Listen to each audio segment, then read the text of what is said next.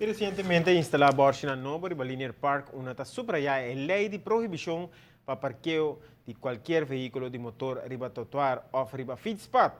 E Borchina serve para conscientizar o povo que o Linear Park não está para auto, pero está para uso para cana, correr, fazer exercício e correr bicicleta. Polícia advertiu que o acto mais severo e do processo verbal na estão que não mantém na mesma lei. Prometo a instalar Borchina está difícil para a polícia acto de viajar, pero agora que tem indicação de leu caba, well, de uma autoridade mais força de lei para implementar regra e parte sanção mesura. A instalar Borchi riba praticamente inteira strip de Linear Park.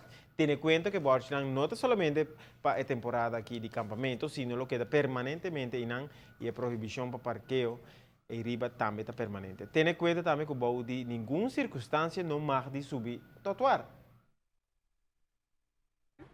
Borchi agora botar agora aqui para conscientizar o povo.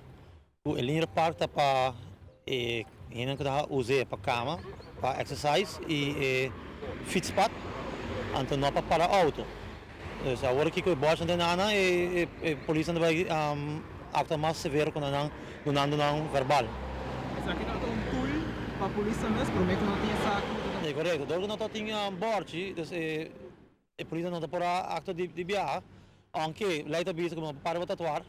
Então, para evitar isso, não põe Borchi para não mais força para a polícia para acto mais melhor.